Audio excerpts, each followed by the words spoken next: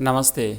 आइए करते हैं माध्यमिक शिक्षा बोर्ड राजस्थान अजमेर के द्वारा परीक्षा 2023 के लिए जो मॉडल पेपर्स जारी किए हैं उसका सॉल्यूशन। तो आज की इस क्लास में हम करेंगे इतिहास विषय का सॉल्यूशन करेंगे। कक्षा 12 के लिए इतिहास का जो मॉडल पेपर बोर्ड ने जारी किया है उसका हम सॉल्यूशन करेंगे। शुरू करते हैं पहले प्रश्न से लेकर के खंड अ जो है वो सबसे पहले हम यहाँ पे करेंगे।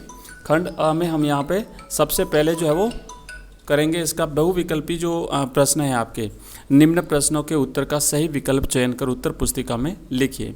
तो पहला प्रश्न है कि सिंधु सभ्यता का स्थल धौलावीरा निम्न में से किस राज्य में स्थित है। चार ऑप्शन है। एक है राजस्थान, ऑप्शन ब गुजरात, ऑप्शन स महाराष्ट्र और ऑप्शन द है उत्तर प्रदेश। तो आपको पता होगा कि धौलावीरा जो है ये गुजरात राज्य में स्थित है और ये अपने इस यहाँ पर जो है वो पानी की जो व्यवस्था थी विशेष रूप से उसके लिए ये जाना जाता है। तो ये गुजरात राज्य में आएगा धौलावीरा। दूसरा प्रश्न है किन शासकों को उनके मातृ नाम से चिन्हित किया जाता था। ऑप्शन है एक कुषाण शासक, ऑप्शन दो है सोंग वंश के शासक, ऑप्शन स है मौर्य शासक और ऑप्शन द है सातवाहन शासक। तो इस प्रश्न का सही जवाब रहेगा ऑप्शन द। सातवाहन शासक जो थे उन्हें उनके मातृ नाम से चिन्हित किया जाता था, जैसे गौतमी पुत्र सातकर्णी। तो इस तरीके से ऑप्शन इसका द सही जवाब है। नेक्स्ट प्रश्न है तीसरा, कर्नाटक की वीर शैव परंपरा के प्रवर्तक कौन थे। चार ऑप्शन है आपके पास। अ है शंकराचार्य, ऑप्शन ब है रामानुज, ऑप्शन स है सुंदरम और ऑप्शन द है वासवन्ना। तो आपको पता होगा कि कर्नाटक की जो वीर शैव परंपरा थी जिसे लिंगायत परंपरा के नाम से भी जाना जाता है और इसके जो प्रवर्तक हैं वो वासवन्ना माने जाते हैं और वासवन्ना का ही दूसरा नाम है बसवेश्वरा। ठीक है, तो बसवेश्वरा नाम से या फिर वासवन्ना नाम से जाने जाते हैं और इसे लिंगायत संप्रदाय या वीर शैव संप्रदाय के नाम से भी जाना जाता है, जिसका प्रवर्तन कर्नाटक राज्य में हुआ था। आगे बढ़ते हैं। अगला प्रश्न है हर्षचरित के लेखक कौन है। बिल्कुल सिंपल सा क्वेश्चन है, हर्षचरित के लेखक जो है वो कौन है। तो इसका सही जवाब है ऑप्शन अ, बाण भट्ट जो है ये हर्षचरित के लेखक हैं। सही जवाब है इसका ऑप्शन अ। दोस्तों आगे बढ़ने से पहले मैं बता दूं कि इसी प्रकार के और मॉडल पेपर्स अगर आप चाहते हैं और हमारे सभी वीडियोस की पीडीएफ अगर आप चाहते हैं, इसके अलावा जो स्टडी मटेरियल है जिसमें हमने history, political science, Hindi compulsory, English compulsory, Hindi साहित्य, ज्योग्राफी आदि सब्जेक्ट्स की अगर आप स्टडी मटेरियल प्राप्त करना चाहते हैं और इसी के साथ हमारी लाइव क्लास जो कि रोजाना शाम को 8:30 बजे होती है ज्वाइन करना चाहते हैं तो आप हमारा ऐप डाउनलोड करिए। लिंक इस वीडियो के डिस्क्रिप्शन में दिया हुआ है और हमारे सभी वीडियोज़ की पीडीएफ के लिए और एग्जाम से रिलेटेड जो इन्फॉर्मेशन होती है उसके लिए आप हमारा टेलीग्राम चैनल ज्वाइन करिए। इस एजुकेशन राइज नाम से टेलीग्राम पर हमारा चैनल है और उसका भी लिंक इस वीडियो के डिस्क्रिप्शन में आपको मिल जाएगा। आइए आगे बढ़ते हैं, अगला प्रश्न देखते हैं। प्रश्न अगला पांचवा है कॉलिन मैकेंजी द्वारा विजयनगर की यात्रा कब की गई थी। ऑप्शन एक है 1754 ईस्वी में, ऑप्शन दो है 1800 ईस्वी में, ऑप्शन तीन है 1821 ईस्वी में और ऑप्शन द है 1825 ईस्वी में।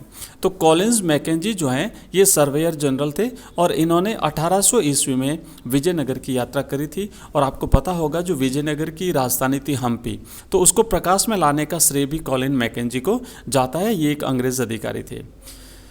अगला प्रश्न है नेक्स्ट छठा कि विजयनगर के शासक को निम्नलिखित में से क्या कहा जाता था। ऑप्शन एक सरदार, ऑप्शन ब है देव, ऑप्शन स है राय और ऑप्शन द है राजाधिराज। तो सही जवाब रहेगा ऑप्शन स, जो विजयनगर के शासक थे उन्हें राय के नाम से जाना जाता था।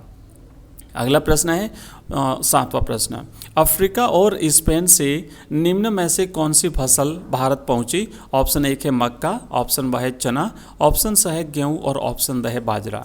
तो इसका सही जवाब है मक्का। मक्का का जो मूल स्थान है वो मोरक्को है। मोरक्को जो कि अफ्रीका में पड़ता है और यहाँ से मक्का जो है वो भारत आया था और मोरक्को यही मोरक्को जहाँ से इब्न बतूता भारत पहुँचा था वो मोरक्को। तो यहाँ से मक्का जो है वो अफ्रीका से भारत पहुँचा था।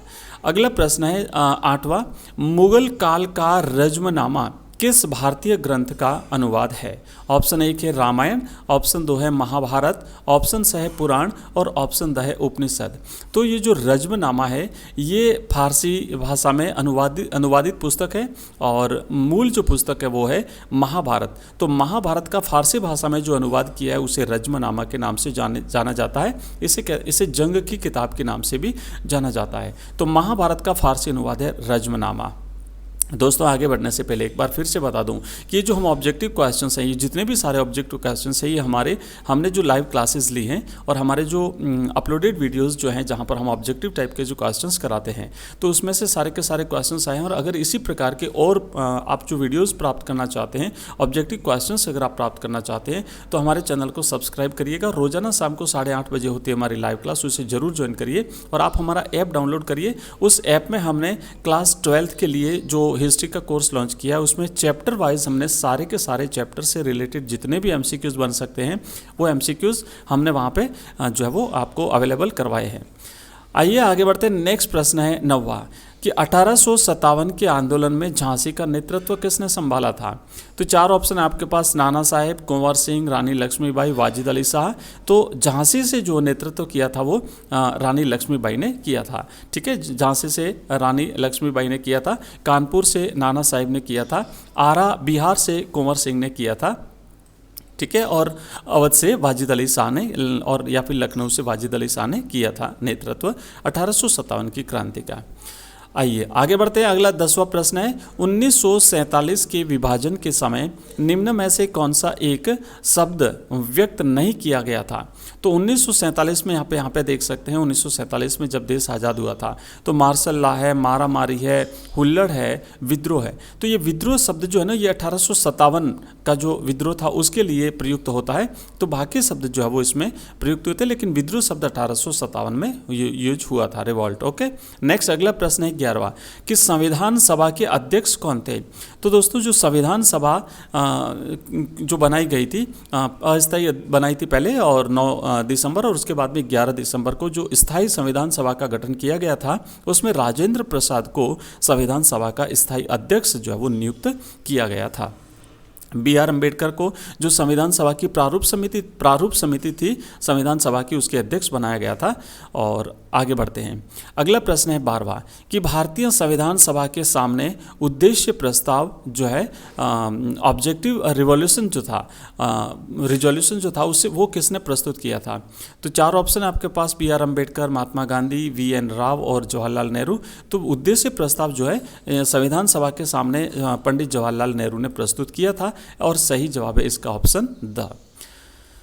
ठीक है, तो ये ऑब्जेक्टिव क्वेश्चंस हुए। और अब हम यहाँ पर हम करेंगे जो रिक्त स्थान वाले प्रश्न हैं, इनको हम यहाँ पे देखेंगे। दोस्तों आपकी जो ब्लूप्रिंट जो जारी की है और पहले बोर्ड ने जो सिलेबस जारी किया था उसके हिसाब से आपके बोर्ड का जो 80 नंबर का पेपर आएगा उसमें से 40% ऑब्जेक्टिव क्वेश्चंस आपके रहेंगे। और ऑब्जेक्टिव क्वेश्चंस के लिए आप हमारी लाइव क्लास में जुड़ने के लिए रोजाना शाम को 8:30 बजे होती है, चैनल को सब्सक्राइब करिएगा और साथ ही साथ जो ऑल नोटिफिकेशन बेल है उसे प्रेस करिए, ताकि जो भी वीडियो हम अपलोड करें उससे आप मिस नहीं कर सको। और आपके जो जितने भी साथी हैं उनके साथ इस वीडियो को शेयर करिए। आपसे एक रिक्वेस्ट रहेगा, वीडियो को प्लीज़ लाइक भी कर दीजिएगा। और आगे कौन सा टॉपिक आप चाहते हैं, जो भी टॉपिक आप चाहते हैं उस टॉपिक पर मैं वीडियो बना दूंगा, आप कमेंट बॉक्स में मुझे कमेंट कर दीजिएगा। आइए नेक्स्ट प्रश्न पहला शुरू करते हैं, रिक्त स्थानों की पूर्ति कीजिए। तो यहाँ पे लिखा हुआ है कि ईस्ट इंडिया कंपनी के एक अधिकारी ने ब्राह्मी और खरोष्टी लिपियों का अर्थ निकाला था, तो उनका नाम है जॉर्ज प्रिंसेप। ठीक है ना, जॉर्ज प्रिंसेप ने ब्राह्मी और खरोष्टी लिपियों का अर्थ निकाला था, याद रखिएगा, जॉर्ज प्रिंसेप। ओके, अगला है कि भारत में रेलवे की शुरुआत कब हुई थी? तो याद रखना आपको 1853 में, 16 अप्रैल 1853 में भारत में लॉर्ड डलहौजी के काल में मुंबई से ठाणे के बीच में 34 किलोमीटर की दूरी थी और यहाँ पर रेलवे लाइन शुरू हुई थी। तो आपका इसका जवाब लिखना है कि भारत में रेलवे की शुरुआत 1853 में हुई थी, 16 अप्रैल 1853 इसकी डेट है। और लॉर्ड डलहौजी का कार्यकाल था, उस समय गवर्नर जनरल थे भारत के। और ये जो मुंबई से ठाणे के बीच में चली थी और कुल दूरी थी इसकी 34 किलोमीटर। ओके, अगला प्रश्न है नेक्स्ट है कि महात्मा गांधी दक्षिण अफ्रीका से भारत ईस्वी में लौटे थे। तो महात्मा गांधी 1915 में 9 जनवरी 1915 को गांधी जी पुनः भारत लौटे थे। उससे पहले जो है वो दक्षिण अफ्रीका में इन्होंने अंग्रेज़ों के खिलाफ जो है वो कई असहयोग आंदोलन और किए थे।